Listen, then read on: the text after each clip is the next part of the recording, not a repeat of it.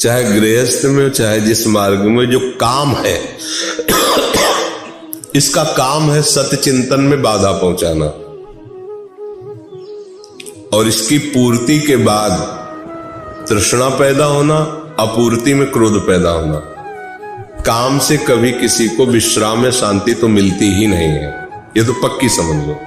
हाँ, गृहस्थ धर्म में इस काम का सेवन गृहस्थ धर्म के पालन के लिए होता ही है। कोई भी हो जो गृहस्थ स्वीकार किए तो ये काम लीला होती ही है। अब इसको संयमित भी किया जा सकता है, बस इसमें एक सुधार करना है।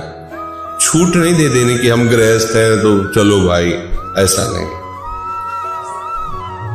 आप जितना लंबा समय निकाल सकते हो उतना निकालिए। फिर जब कभी ऐसा संयोग हो तो प्रभु को पहले प्रणाम कीजिए, क्योंकि चोरी तो नहीं कर रहे ना, कोई गंदा आचरण तो करने दूसरे के साथ जाने, अपने घर का विषय है ना। प्रभु को प्रणाम के नाथ, अब आप ही देख लो, इसमें उतरना ही पड़ रहा है, चाहे आप हमारी वासना समझो चाहे हमारी पत्नी की वासना समझो। अगर आपको परमार्थ में उन्नति चाहिए तो हमारी बात समझना, उसको भी हमें भजन बनाना होगा। अगर उसके लिए अलग से समय तुमने दिया कि आधा घंटा काम को दिया, तो 24 घंटा पे पानी फेर सकता है, इतना बलवान है। उसमें भी प्रभु को प्रणाम करके हम स्मरण कर सकते हैं, ऐसा नहीं कि स्मरण नहीं कर सकते। राधा राधा राधा राधा, तो आप देखना फिर वो चेष्टा आपके भजन को नहीं रोक पाएगी। और अगर आपने केवल उसको समय दे दिया काम को, फिर आपको पश्चाताप होगा, क्योंकि भक्त हो, शरणागत हो, फिर आपको परेशानी, और इसमें जाना ही पड़ेगा। दोनों पक्ष जब तक राजी नहीं होंगे तब तक लंबा समय ब्रह्मचर्य नहीं रहा जा सकता, और नहीं रहना चाहिए सिद्धांता। क्यों? आप तो मान लो सत्संग सुन रहे हो, आप थोड़ा समझ रहे हो, और उसने आपको पति माना है, अगर वो कामना के वशीभूत है, आप उसके अनुसार नहीं चलते, वो गलत मार्ग में चली गई, तो आपका धर्म गया। इसलिए ऐसा नहीं कि हमारी जो मर्जी होगी इससे करेंगे। हमने पाणी ग्रहण तो इसीलिए इतना कि हम दोनों मिल के चलेंगे, तो उसको भी राजी करना चाहिए कि अधिक समय तक हम संयम में रहें। फिर कभी ऐसा उसको लंबा समय खींचे, और जब उस क्रिया में जाए तो पहले प्रभु को प्रणाम करे, गुरु को प्रणाम करे, और चेष्टा करे कि नाम ना छूटे। अगर छूट भी जाए तो नाम का बहुत अंतराय ना हो। मान लो आधा घंटा हो गया, नाम ही स्मरण नहीं आया, अगर इसमें इतनी तुम सावधानी कर लेगे तो मान लेना वो भी भजन हो जाएगा, और आपके भजन में बिल्कुल विक्षेप नहीं पड़ेगा। आप जैसे एक सिद्ध संत, ऐसे आप उस मार्ग के, और एक दिन दोनों के हृदय में वो नाम ऐसी घृणा पैदा करेगा कि आप आजीवन के लिए विश्राम को प्राप्त हो जाएंगे। अभी आपके आने के पहले ही 22-23 का बच्चा होगा, 18-20 की बच्ची होगी। अभी हमें लगता है 2-2.5 वर्ष से ब्याह के हुए होंगे, और 1.5 वर्ष से ब्रह्मचर्य है, और कहते हैं आजीवन ब्रह्मचर्य, कोई संतान उत्पन्न नहीं करेंगे, बस हमें आप आज्ञा करो हम वृंदावन वास करके। अब ये आश्चर्य नहीं तो और क्या है। सुंदरी पत्नी, अभी वो लड़की है बिल्कुल, मतलब 20-22 की, और वो लड़का है 24 का होगा बस। पर उनके पिताजी, उनके माताजी सब भक्त हैं, भगवान के मार्ग में सिसिली जी से जुड़ी है, अब सत्संग रोज सुनता है, और दोनों राजी होकर कोई संतान उत्पन्न नहीं करेंगे, और हम ब्रह्मचर्य से। ये बात मतलब आपको आश्चर्य नहीं लगेगी? गृहस्थ है आजीवन, अच्छा साधु महात्माओं से कोई झूठ थोड़ी, ऐसे कोई को लेबिल थोड़ी लगवानी है, तो गृहस्थी में ही भाई के पोस्टर छपवाना हो कि हम भाई आजीवन, ऐसा नहीं।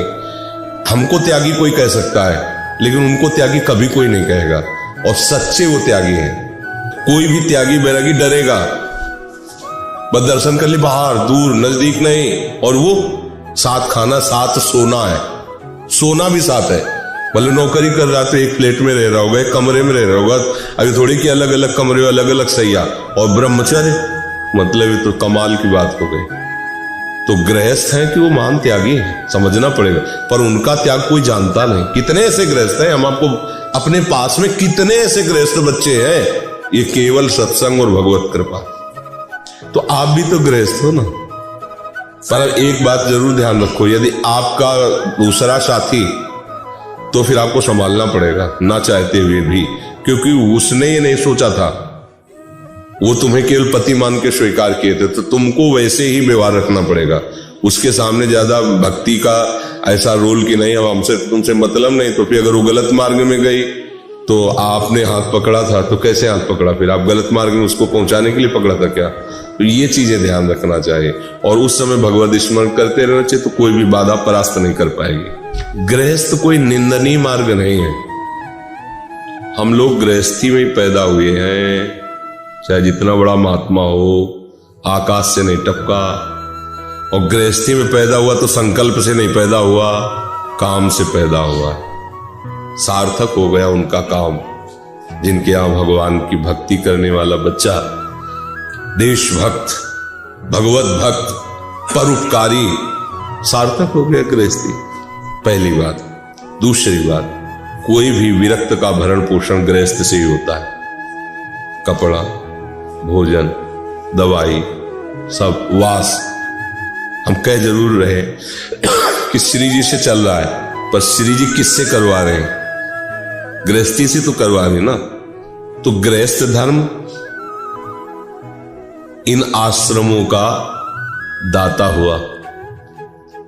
वानप्रस्थ, ब्रह्मचर्य, संन्यास श्रेष्ठ ये है, समझना। श्रेष्ठ ऊपर के फ्लोर है, लेकिन गौर से देखो, अगर नींव ना हो तो ऊपर का फ्लोर क्या होगा?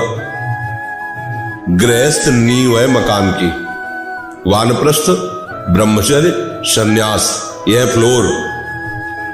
नींव क्या है? गृहस्थ। हम पैदा भी गृहस्थ में हुए, हमारा भरण पोषण भी गृहस्थ से ही हो रहा है। तो गृहस्थी कोई निंदनीय मार्ग नहीं कि भैया अब हम तो गृहस्थ ठहरे, ऐसा नहीं है। गृहस्थी भगवान का मार्ग जितने भी हैं सबकी नींव है। कोई किसी भी संप्रदाय का हो, सबका भरण पोषण किसी न किसी गृहस्थ से ही हो रहा है। आप देख लीजिए, किसी भी संप्रदाय का संत हो, कहीं भी, कोई भी। ये सोफा गृहस्थ के द्वारा दिया गया है, भोजन गृहस्थ के द्वारा दिया गया, तो शरीर, दवाइयां गृहस्थ से चल रही, डायलिसिस गृहस्थ से हो रहा है। हर बात हमारा क्या है? तो पैदा हम गृहस्थ में हुए, तो अगर ज्यादा हम विरक्ति की मुचटें तो हम है क्या?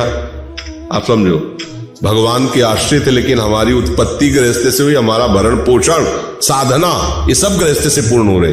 तो गृहस्थ मूल हुआ कि नहीं हुआ?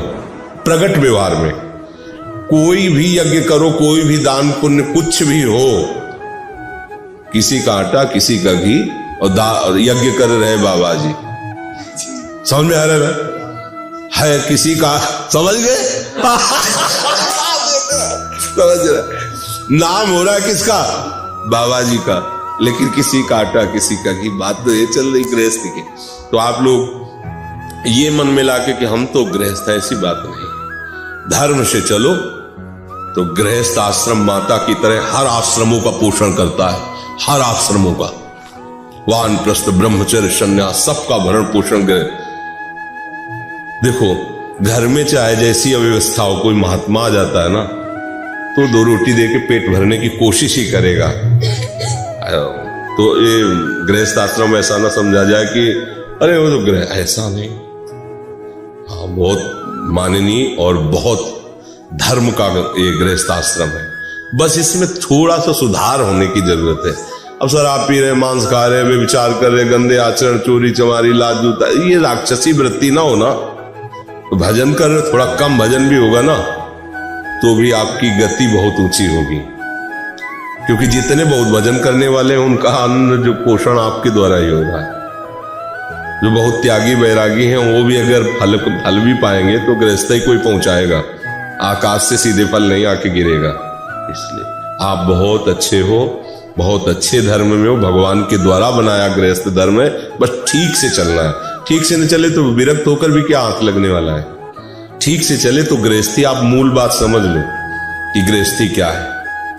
गृहस्थी विरक्तों को प्रकट करती है, और विरक्त जनों का भरण पोषण, जितने भी परमहंस महात्मा हुए सब गृहस्थ धर्म से, जो वहीं से तो आए ना, और भरण पोषण उन्हीं के द्वारा हो रहा है।